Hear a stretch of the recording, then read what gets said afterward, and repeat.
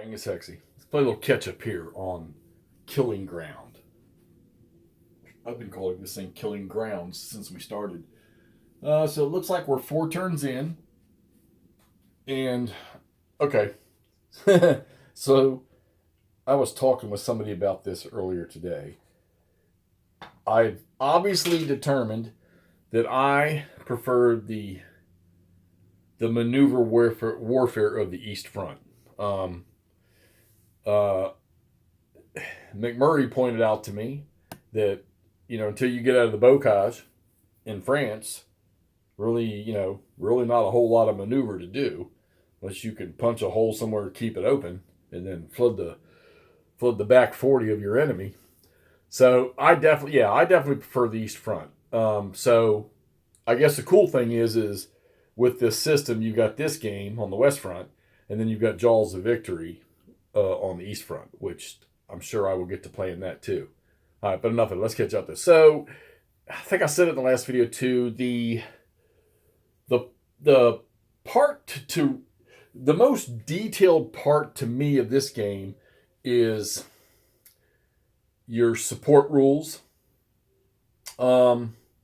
Supply is I mean, it's not, counting hexes and being able to just attach whatever units are within range to a headquarters. Hexes from the headquarters to the source, from the unit to the headquarters. It's not really that difficult as far as that part of it goes. And then, in the support rules, which I'm going to say are the toughest part to learn about the game, by no means are too extravagant or too detailed. They got, I think, just the right amount of detail. You just spend support points. There's no, supply markers you got to put on the map. If a unit's out of supply or disorganized or in a regroup state or isolated, then you drop a marker on them, and then you have phases where the stuff gets removed. The one thing that I'm struggling with, and it might be a rule, is that I have not seen yet, is like these units sitting back here, these anti-aircraft units sitting behind the German lines. Unless there's something I'm not reading, they're out of supply, and they stay out of supply because there's no headquarters to trace to. So unless there's some rule about a town as a supply source or they get a special trace to get supply, I've got them marked as out of supply. Now, are they doing anything? No. Did they really have any effect on this fight? No, not at all. At least not yet anyhow. So maybe as headquarters, if the Germans start to pull back away from Caen and these things start to get headquarters near them, they'll come back into supply. So, and I don't think they go isolated, so I don't think I have to worry about that. They're just out of supply. They're not being used for anything anyhow. Not like they attrition down or anything like that. Victory points, there have been no accruals yet because the Allies don't get points for taking towns, but they do get for taking cities. And the Germans,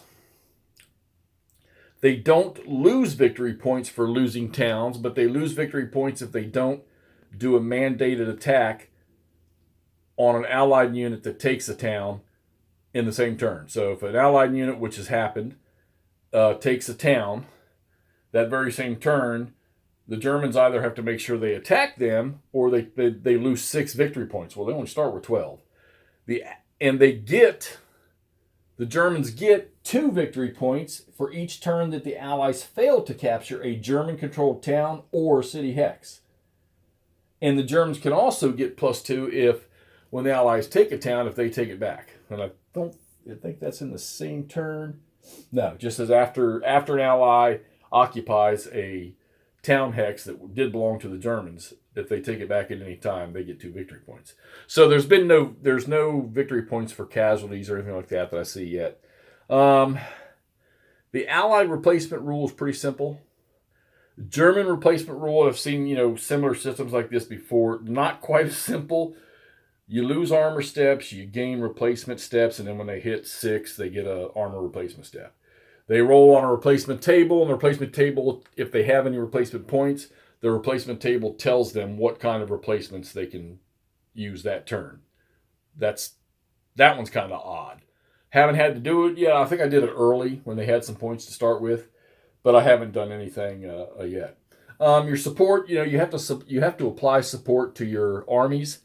Uh, Fortunately, the British only have one army because I don't think the Second Canadians split off into their own army yet, and the Germans have four. And remember, if you're playing this game, the Germans get one artillery and they get one artillery gets support at no cost of support points, and one corps gets support, or headquarters gets support at no cost every turn.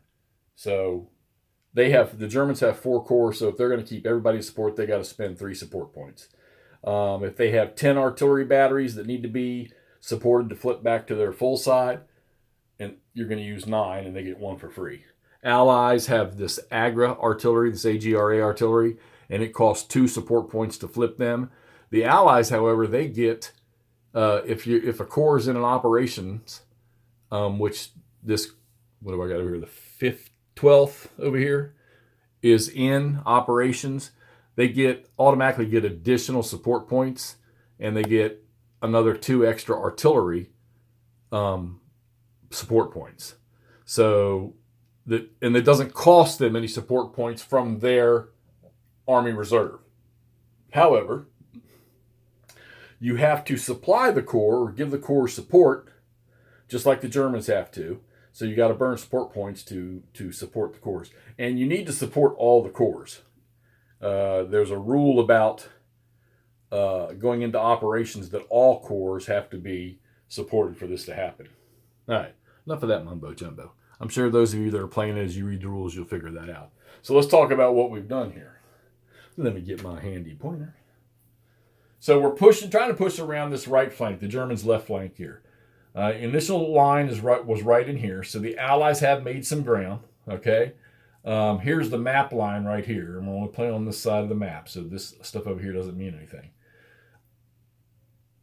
Attacks are, you got some calculations you got to do, but they're not really difficult. And then once you get into a flow, just going right down your list, like I displayed in the live play I did, it's really not that hard. Maybe you missed something. I had one attack last night where I think it was like +8 for the Allies as a defender, and the Germans got nothing because they just don't have the support.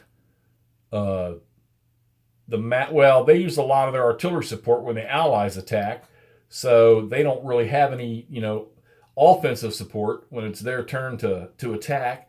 Or their artillery just doesn't have the range where the Allies have ranges of 8 and 6 and 5. Most of the German units have a range of 3. And as you can see by looking at that unit right there, he was used on the initial. Now, they don't have to. So if the Germans are on defense and they want to use that artillery, if they don't want to burn a support point, they can simply say that he's using his reverse side, his reduced side, and just fire 1. That's almost useless. But if you do want to use the full side of 3 on the defense, you got to burn a support point to fire him. Works both ways, both sides. Okay, and the Brits and the Canadians definitely have more and better artillery. We're not doing much up here around Caen. As a matter of fact, I shifted some Shermans or some tank units out, probably Fireflies. I shifted them out. I need to probably get some more, but I don't want to. And I need to do something with this mess in here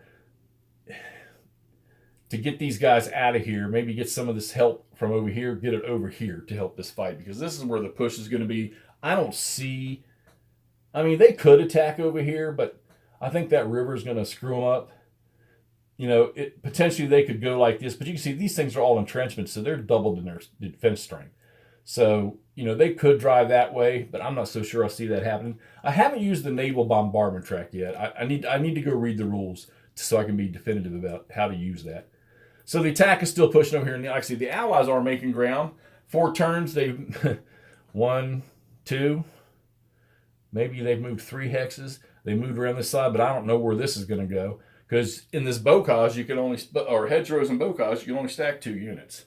So like I said, we're 4 turns in. That's where we stand.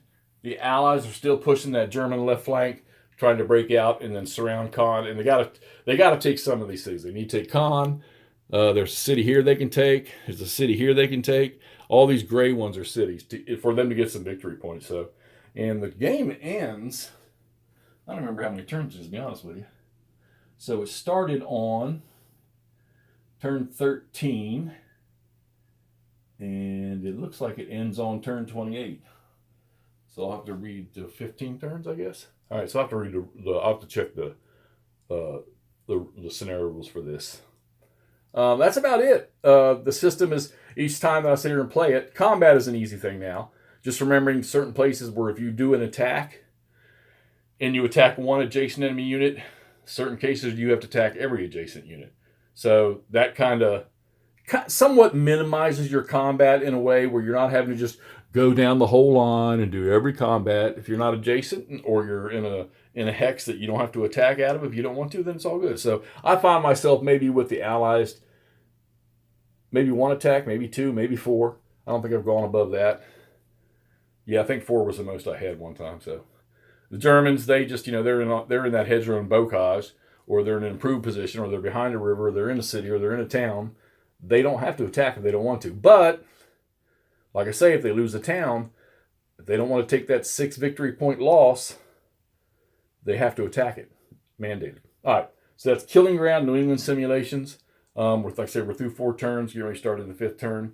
Not bad. I think all the talk about this game, I'm not going to sit here and say that, yeah, this is phenomenally awesome, because I don't have it all soaked in yet. But this is not a bad game. It's actually a pretty good game. So hopefully after a few more turns, I'll have some more of it absorbed and get a little more excitement going here. I like to get a breakout to see what happens, or maybe I'm just going to punch back with the Panzers the Germans have and just see if I can't stuff the Allies. All right, this is Hexy. Let's get this up so you're going to see what's going on. Killing Ground, New England Simulations. We'll talk to y'all soon. Later.